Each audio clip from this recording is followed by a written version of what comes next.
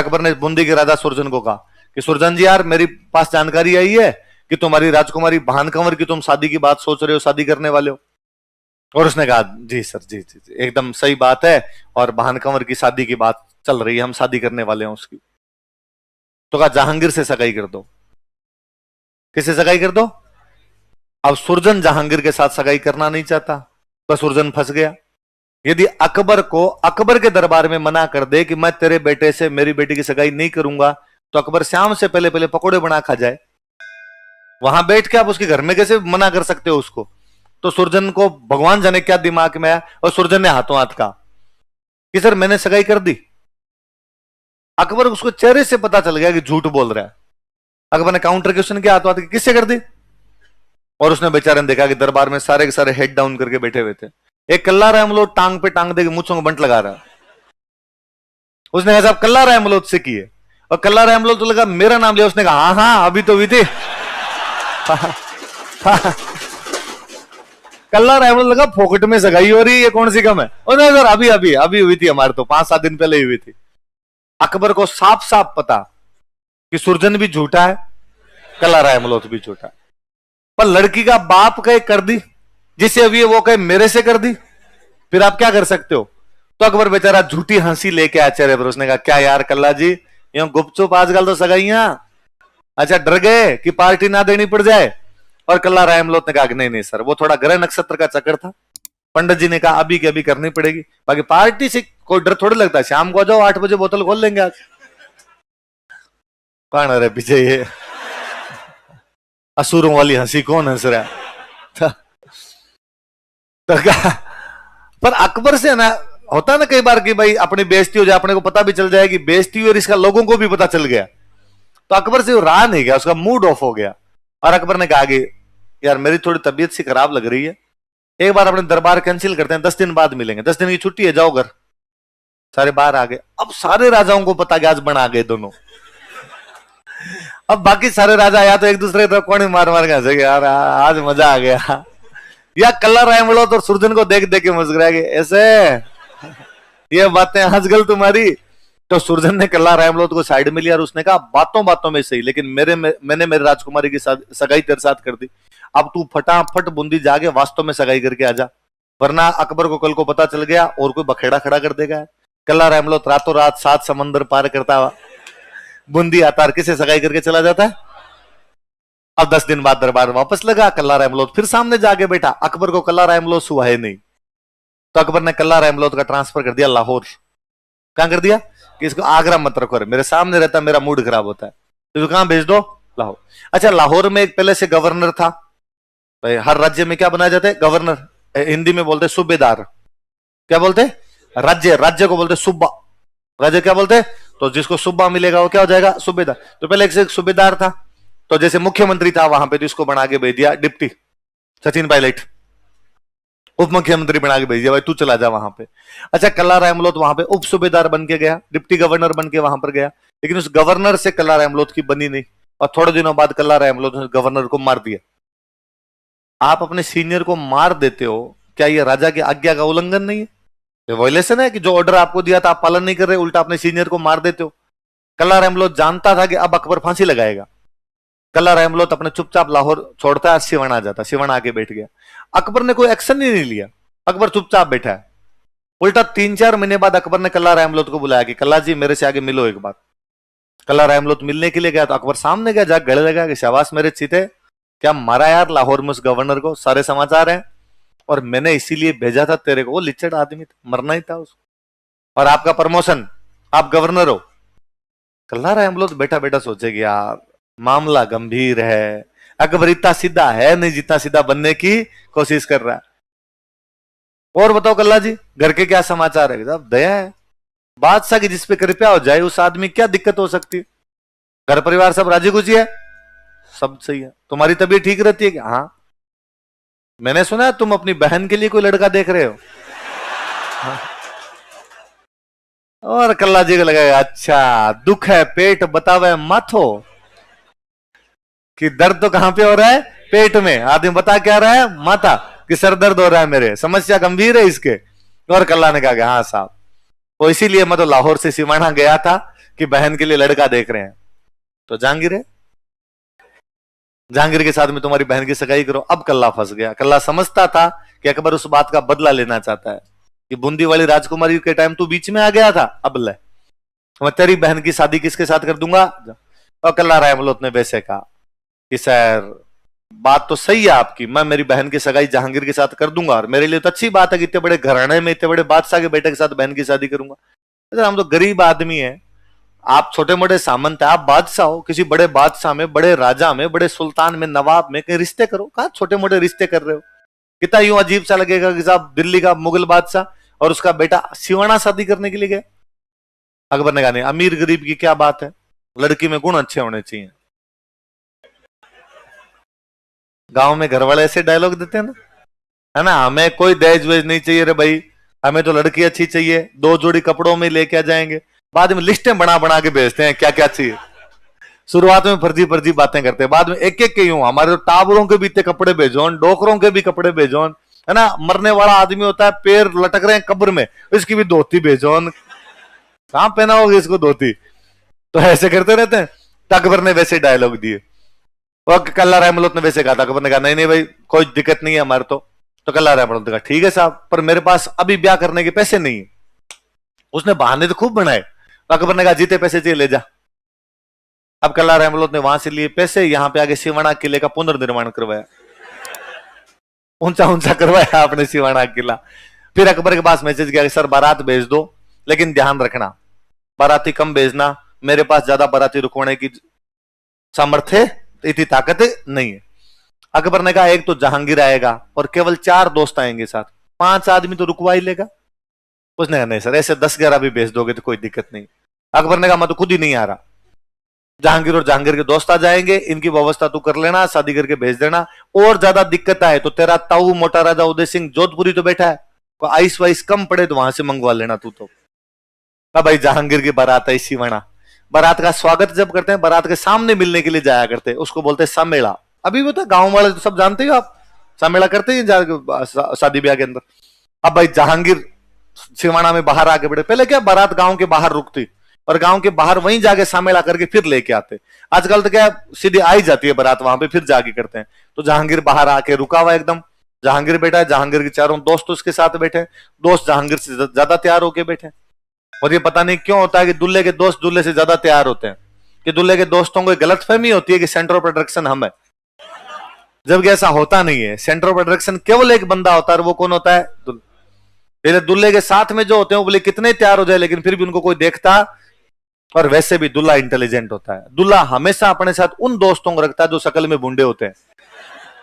दूल्हा जानता है कि यार अच्छे दोस्तों को रख लिया, हैंडसम रख लिए, तो फिर अपने कौन देखेगा। तो यदि आपका कोई दोस्त दूल्हा बनते टाइम आपको कहे कि तू मेरे साथ रहना, इसका मतलब समझ लेना कि उसकी नीयत कैसी है। वो ये सोच रहा है कि बूढ़ा आदमी है, ये मेरे साथ रहेगा तो इसको तो कौन देखेगा। तो आप कहना कि नहीं भाई मैं और कोई भी काम कर लूंगा तेरी शादी में, लेकिन तेरे साथ में तो जहांगीर बैठा है, चारों दोस्त, 2 इधर बैठे 2 इधर बैठे, जोधपुरी कोट पैंट पहन के ऊपर तक बटन बंद किए हुए, डीओ छिड़क के आए हुए, तैयार होके बैठे। कल्ला रहमत गया 50 एक आदमी लेके अपने, जहांगीर के गले में जूतों की माला पहने, चारों को कूटा पकड़ के 500 कूटा इनको शानदार बड़ा सा। अब भाग गया, कहते ना तेरे बाप को जाके नहीं की शादी में। जहांगीर बेचारा बागार, पहला एसटीडी पीसीओ मिला उसी से फोन किया कि पापा कहां भेज दिया आपने। अरे वो कल्ला रहमत के पास भेजा के कूटा उसने हमें, मेरे दोस्तों की शेरवानियां फाड़ दी, सबकी मुर्गे बना रखे हैं उनको। हाँ भाई मुगल शहजादे की इस प्रकार बेइज्जती नहीं कर सकते। अब अकबर ने मोटा राजा उदय सिंह के पास मैसेज किया कि मोटा राजा उदय सिंह मैं नहीं जानता तू कैसे करेगा, साम दाम दंड भेद येन केन प्रकारेण, कल्ला रहमत की लाश चाहिए। 1589 में अकबर की तरफ से इधर से कल्ला, ये मोटा राजा उदय सिंह सिवना पर अटैक करते हैं। कहां पर अटैक करते हैं, कल्ला रहमत तैयार था, वो साका करता है यहां पे। क्या करता है, जब लगे कि हम जीत नहीं पाएंगे लेकिन हम झुकेंगे भी नहीं, अपने आन बान शान की रक्षा के लिए जो युद्ध किए जाते हैं उनको युद्धों क्या बोलते थे। ये सिवाना का दूसरा साका था।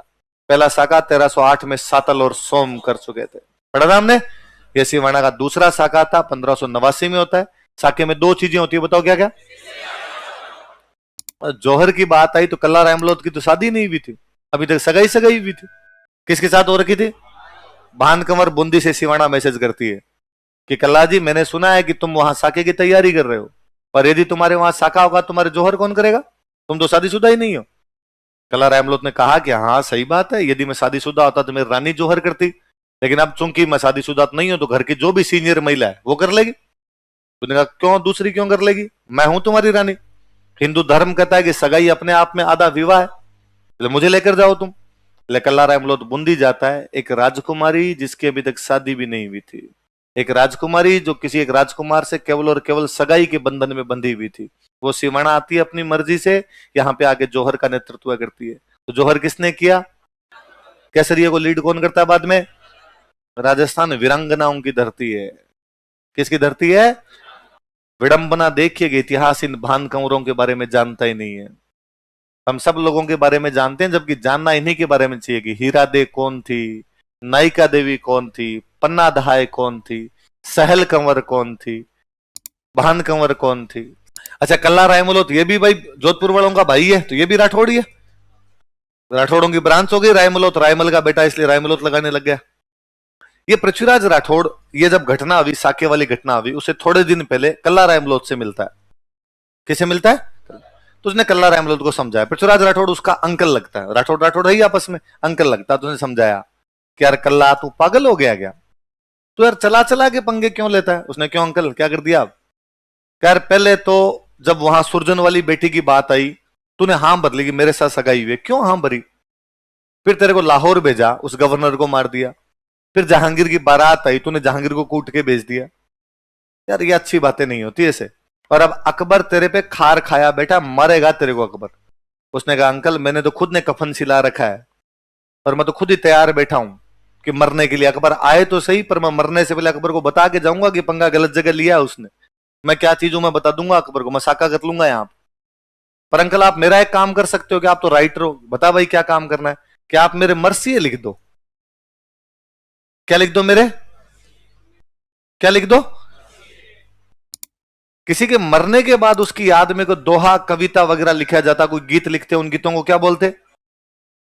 कोई युद्ध में लड़ता हुआ मारा गया, उसकी ब्रेवरी पर, उसकी बहादुरी पर, उसकी वीरता पे जो दोहे लिखे जाते उन दोहों को क्या बोलते?